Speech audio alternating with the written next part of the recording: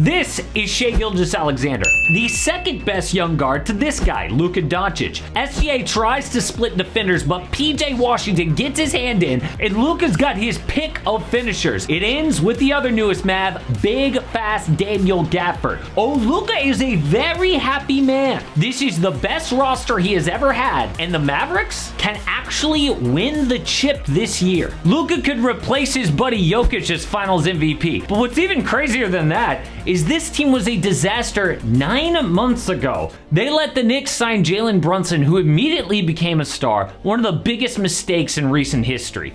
So in a panic, Dallas traded for Kyrie Irving, but were worse after he got there. They went 8-12 with Luka and Kyrie, and got the third largest fine ever for tanking. People were worried about Luka's future. Team sources say fear exists that Doncic, who expressed extreme frustration this season, could consider requesting a trade as soon as the summer of 2024 if Dallas doesn't show significant progress. So how did they go from that to where they are now? Well, it turns out tanking was the right decision. Had they made the playoffs, their 2023 pick goes to New York as part of the Kristaps Porzingis trade. Instead, they keep that pick and get Derek Lively on draft night, who should not be this good. 19-year-old big men in the NBA almost never have this kind of impact. But in game 1, he outplayed Victor Wembanyama, dropping 16 points and 10 boards. Obviously, he's not better than Wemby, but Dallas doesn't need him to be. They have Luka and Kyrie for offense, but when is the last time Luka could pass to a big man who did this? Dunk on Chet Holmgren. Look how happy Luka is after this play. Lively finished that game with 20 points, 16 boards, and 7 blocks as a rookie. Dallas was a top 3 seed in mid-December, but collapsed. The Mavericks became one of the most injured teams in the NBA. The only starters who have played more than 35 games, Luka and Derrick Jones Jr. Kyrie missed 22 games. Lively 18, Dante Exum 24. But even in a play-in spot, they decided to go all in at the trade deadline. Lots of people called the Mavericks a loser at the deadline for mortgaging their future. They brought in PJ Washington for Grant Williams, Seth Curry, and a first-round pick, and Daniel Gafford for Rashawn Holmes and another pick. So now the Mavs have 0 first-round picks to trade. They are all in. What would happen if Luka left this team?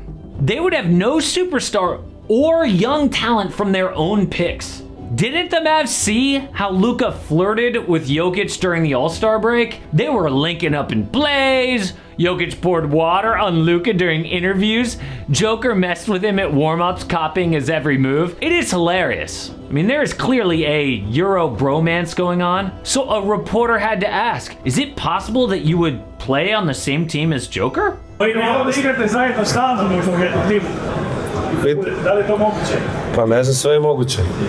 That didn't get a lot of attention because it wasn't in English, but the Mavs don't care. They went all in anyway. Before the trade deadline, they had the number 12 offense and 22nd defense.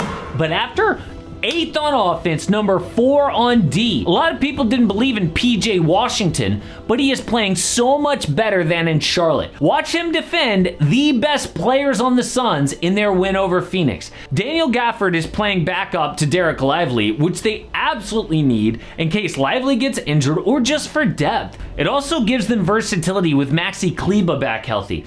The Mavs can now play big at center like the Nuggets, or they can play small like the Warriors. They played small all fourth quarter against the Suns, and it worked. Kleber plays center, and that allows them to switch everything like Draymond was playing the 5. And having that versatility is going to be huge in the playoffs because they can face all types of matchups. Big teams like the Wolves or the Lakers are small ones like the Clippers or the Dubs. But none of this is possible without MVP Luka. Dude gets a lot of hate, but you have got to give him props for being as fit and playing as good a defense as he has in years. Oh, and he likes to point this out. Nobody's going to ask me about my defense, but okay. Nice. 4 steals, 3 blocks. But if the Mavs continue to win games, Luka has a real chance at MVP. Right now, Jokic is the favorite, with Shai Gilgeous-Alexander right behind him, but third place is Luka. And if the Mavs keep going up the standings, Luka has got it won. He is leading the NBA in scoring, a career high in assists, and no player has ever averaged 34 points on 9 assists and 8 boards for a season.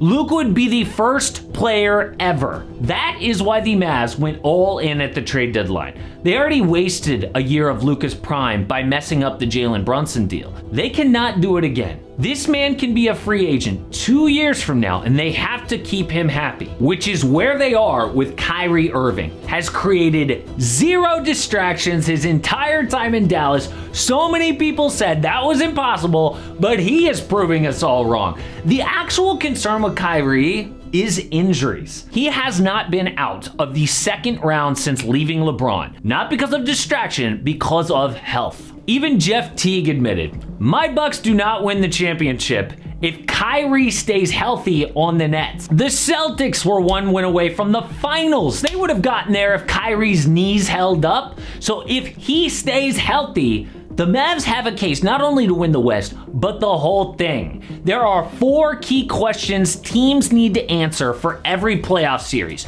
Number 1, do you have the best player?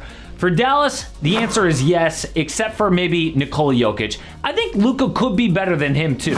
Number 2, are you elite in the half court? Yes, Luka and Kyrie are awesome. Tim Hardaway Jr. is the 6th man of the year. Are you clutch? The Mavs are the number 1 clutch team in the NBA according to stats. And what about defense? You already know, with their size, number 4 after the trade deadline. We could see Luka win MVP and Finals MVP 1 year after missing the playoffs. It's an amazing story, but so is what Jalen Brunson just said about his time in Dallas. I have to mention this because if Luka did ever leave, this mistake is the number 1 reason why. You guys lose Jalen. Don't get anything back for him, too. Oh, we all feel that eye roll. So Jalen is now one of the best offensive guards in the NBA, who Dallas let slip through their fingers 4 different times. First, they gave him a weird contract as a draft pick that allowed him to leave early. Then he asked for $55 million before his last season, and they said no. Then during his last season, they said no again. So in the playoffs, they face Utah and lose game 1. Luka gets injured, and everyone assumes it's all over. But Jalen Brunson steps up, wins the next 2 games without Luka, which keeps them alive for their epic run to the West Finals.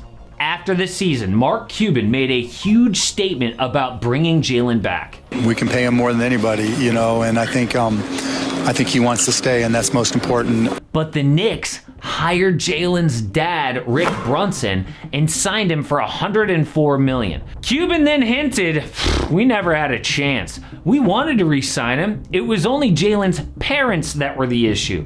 Knowing the numbers now, I would have paid it in a heartbeat, but he wouldn't have come anyway." Oh, really, Cuban? Well, Jalen Brunson says now that is a straight up lie. I really did want to stay in Dallas. Mark saying, "Hey, we can pay him the most money." He says that on Twitter. He says that in an interview, literally right after the game. And so I'm thinking, all right, I'm okay. After that, it was like crickets. From my point of view, I can't speak to anyone else. From my point of view, it was crickets. Wow. So he says Cuban claimed they would offer more money, but it was crickets on his end. I am sure they had his phone number. But somehow Dallas has bounced back from that mistake and could get even further in the playoffs than they did with Brunson. That is a problem for the NBA. And so is the All-Star game. Speaking of Nikola Jokic and Luka Doncic at All-Star, everyone agrees the entire thing is broken, but we can pinpoint the reason why it broke back to one moment in NBA history.